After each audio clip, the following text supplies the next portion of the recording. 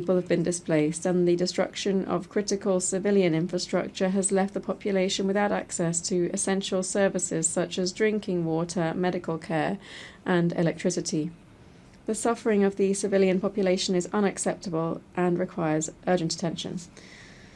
The consequences are particularly devastating for women, the elderly, and children displaced by the conflict, who are facing profound trauma, violence, the loss of protection, and hunger. In the face of this human tragedy, we firmly appeal to all parties involved to fully respect international humanitarian law and to ensure the protection of these vulnerable groups, of critical civilian infrastructure, and unrestricted access to humanitarian assistance. Co-chairs, we believe in the urgent need to move towards a sustainable peace, bringing an end to decades of war and suffering. We decisively support the two-state solution as the only just, sustainable, and viable path to peace. As a nation committed to peace and security, Guatemala will continue to support the international community in promoting a negotiated, non-military political solution to the conflict. We encourage all parties involved, as well as the international community, to continue working to bring an end to this war. This will only be possible through diplomacy and dialogue. Thank you very much. I thank the representative of Guatemala for his statement, and I now give the floor to the representative of the Islamic Republic of Iran.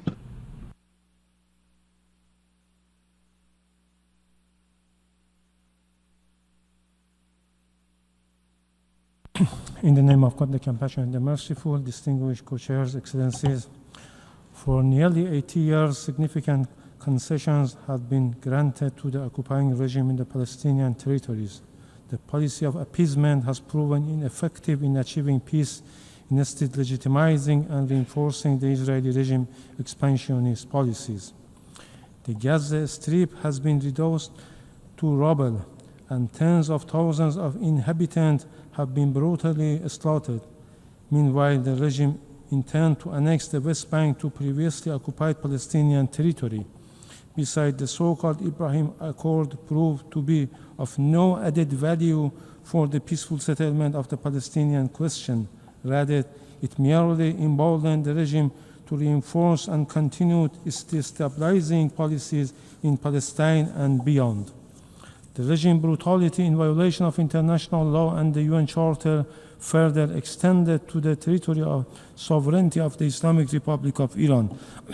From 13 to 25 June, the Iranian vital infrastructure, scientists, civilians, including women and children, and civilian objects, as well as the IAEA safeguard nuclear facilities, were targeted by unprovoked attacks by the Israeli regime, abated with the US direct engagement.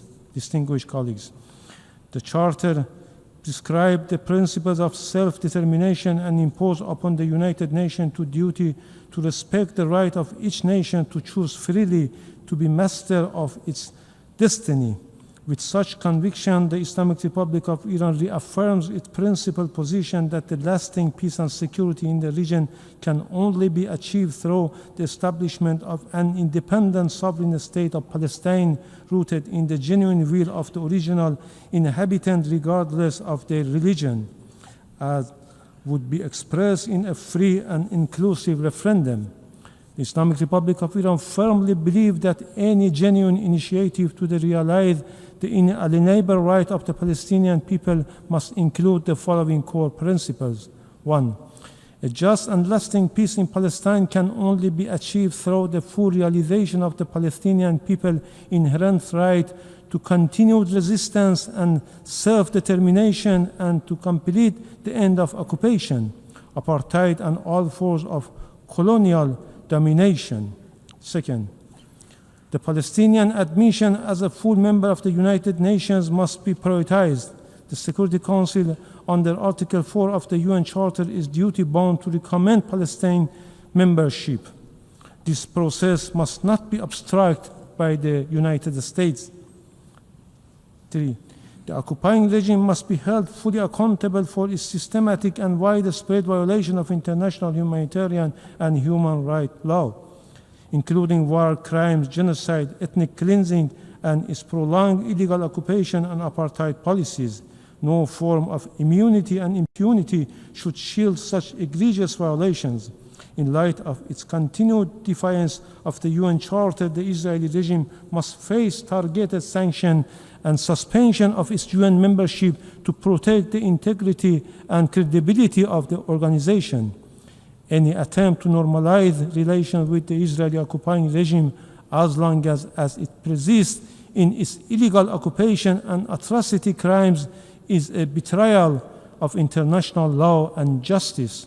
Such actions undermine regional and international peace and security, confer unwarranted legitimacy on the criminal practices of the Israeli regime, and further embolden it to perpetrate grave violation of international law with impunity.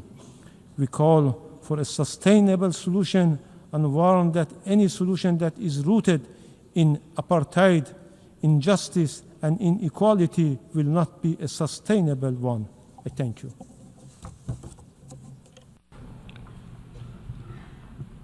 Je remercie Monsieur le représentant de la République.